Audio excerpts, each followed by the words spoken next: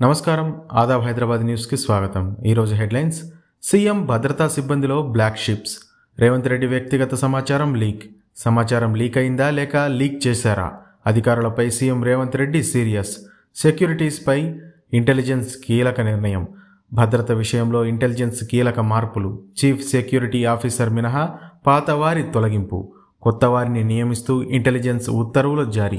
ఇప్పుడే అయోధ్యకు వెళ్లొద్దు. అయోధ్య విజయంతో మోదీకి కేబినెట్ అభినందన. జన్మలకు ఒక్కసారి మాత్రమే వచ్చే అవకాశం. ఏకవాక్య తీర్మానంతో మంత్రివర్గ తీర్మానం. ముందస్తు వివరాలు ఇవ్వాలని వీఐపీలకు సూచన. అయోధ్యలో రద్దీ తగ్గే వరకు వెళ్లొద్దని మంత్రులకు మోదీ హితవు. అవినీతి ఉంది. ప్రభుత్వ శాఖలలో అవినీతిపై సివి ఆనంద్ సంచలన ట్వీట్. అన్ని శాఖలలోనూ అవినీతి ఉందంటూ నెటిజన్ల కామెంట్. రాజకీయ ఒత్తిళ్ల కారణంగానే ఇలాంటివి జరుగుతున్నాయి. వచ్చే నెలల్లో మెగా డిఎస్సి నిర్వహణ కోసం కసరత్తు. హామీల అమలుకు కదులుతున్న సర్కార్. పార్లమెంటు ఎన్నికలలోపే నోటిఫికేషన్. తెలంగాణలో నేవీ రాడార్ స్టేషన్. తెలంగాణను కీలక స్థావరంగా ఎంచుకున్న భారత నావికాదళం. నేవీ అధికారులు భేటీలో సీఎం రేవంత్ రెడ్డి పలు కీలక నిర్ణయాలు. దేశంలోనే రెండో విఎల్ఎఫ్ కమ్యూనికేషన్ స్టేషన్.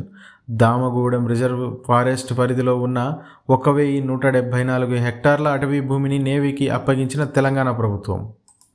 కేసీఆర్ కుటుంబంలో కుమ్ములాటలు. మెదక్ ఎంపీ సీటు కోసం కవిత కొట్లాట. అంతర్గత గొడవలలో కేసీఆర్ కుటుంబం. హరీష్ ప్రోద్బలంతోనే సీఎంతో ఎమ్మెల్యేల భేటీ. బీజేపీ నేత రఘునందన్ రావు సంచలన వ్యాఖ్యలు. ఇండియా కూటమిలో లుకలుకలు. వచ్చే పార్లమెంటు ఎన్నికలలో ఒంటరి పోటీ. బెంగాల్లో మొత్తం 42 పార్లమెంటు స్థానాలు. కాంగ్రెస్కు 2 సీట్లు ఇస్తామన్న మమతా బెనర్జీ. 10 నుంచి 12 స్థానాలు కాంగ్రెస్ డిమాండ్. బెంగాల్ సీఎం మమతా బెనర్జీ సంచలన వ్యాఖ్యలు. కబ్జాదారుల కబంధ హస్తాలలో ప్రభుత్వ భూమి. ఆర్టీఓ డిపిఓ నివేదికతో అధికారులను తొలగించారు. అక్రమ నిర్మాణాలను కూల్చడం మరిచారు. పటేల్ గూడ ప్రభుత్వ భూములను మింగేస్తున్న చంద్రశేఖరుడు. ఎమ్మెల్యే అనుచరుడైతే ప్రభుత్వ భూమి కబ్జా చేసుకోవచ్చా? ప్రభుత్వం మారినా బీఆర్ఎస్ నాయకుడి పరపతి తగ్గలే.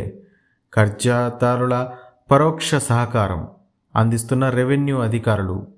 అన్యాక్రాంతమవుతున్న ప్రభుత్వ భూములను కాపాడేది ఎవరు? మంత్రి దామోదర. అధికారుల పనితీరుపై దృష్టి సారించి అక్రమ నిర్మాణాలను అరికట్టండి. పైసలిచ్చినోళ్లకే నౌకర్లు.